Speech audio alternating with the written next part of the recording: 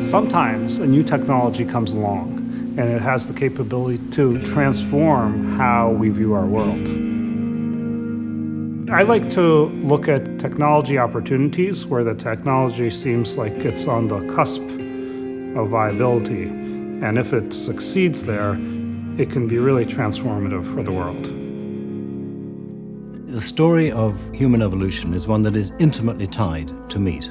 Once we started cooking meat, then we could get lots of energy, and that energy enabled us to have big brains and become physically, anatomically human. Hunters and gatherers all over the world are very sad if, for a few days at a time, the hunters come back empty-handed.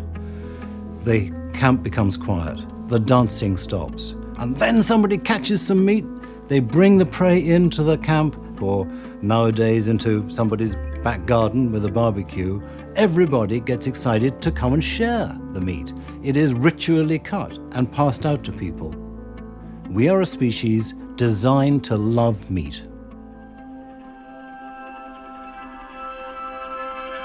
Feeding the world is a complex problem. I think people don't yet realize what an impact meat consumption has on the planet. We have a vision in our minds of, there's this pristine farm, it's got a couple cows, a couple chickens, but that's not actually how meat gets produced today. 70% of the antibiotics used in the United States now are not used on people, they're used on animals in agriculture because we keep them in such inhumane, overcrowded conditions. When you see how these cows are treated, and certainly something I'm not comfortable with. If you eat a lot of meat, you're 20% more likely to have a chronic disease like cancer or heart disease, just because of the fat and what's in the fat. 18% of our greenhouse gas emissions come from meat production.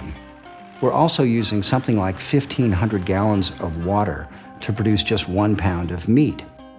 Meat takes up about 70% of our arable lands. There's no question that if we were able to shift more of our land into intensive fruit and vegetable production, we'd be able to feed a lot more people a lot healthier diet. With the global population growing from 7 billion to 9 billion people, by 2050, the demand for meat will double. We can't just continue doing what we've been doing. Unless we make some changes in how we produce meat on this planet, we're in for a terrible reckoning. What climate change is going to do is going to change resource distribution. And in a modern world where we have Paleolithic mines and contemporary weapons, that's really dangerous.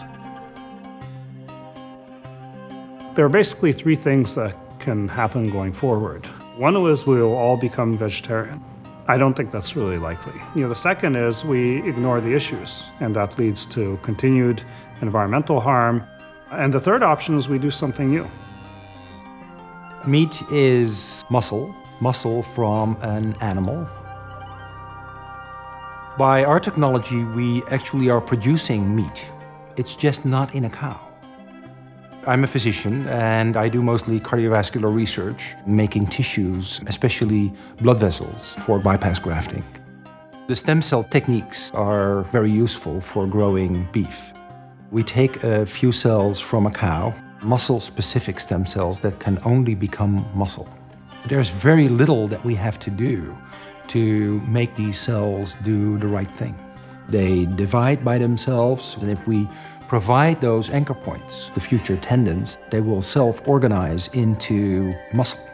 So a few cells that we take from this cow can turn into 10 tons of meat.